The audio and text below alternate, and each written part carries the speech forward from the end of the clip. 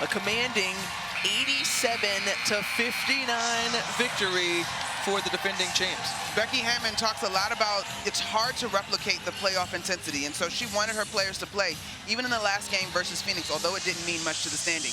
This type of energy, even though it was a dominant performance, to your point, replicates the intensity that they will need to maintain if they're going to get it done again this year.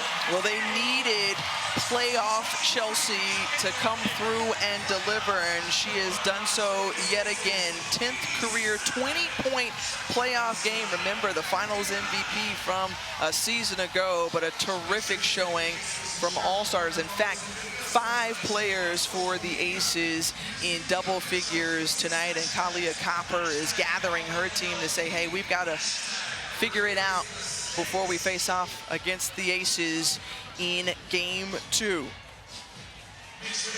Top seed at Las Vegas looked outstanding as we send it over to Ros courtside. Chelsea, defense was a point of emphasis for you guys. How did you see that translate itself here in today's game? Man, it started from the beginning, just making their guards have tough looks, and that's really what we have to do, get stops and rebound. You once told me that you feel like an artist coming out with a blank canvas every game, and you came out here and got the assist. So what was the picture you're trying to paint here?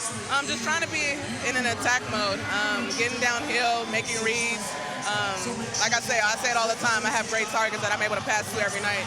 And so the assist numbers are there, but who I'm able to pass to every night is a luxury that I'm able to play with them.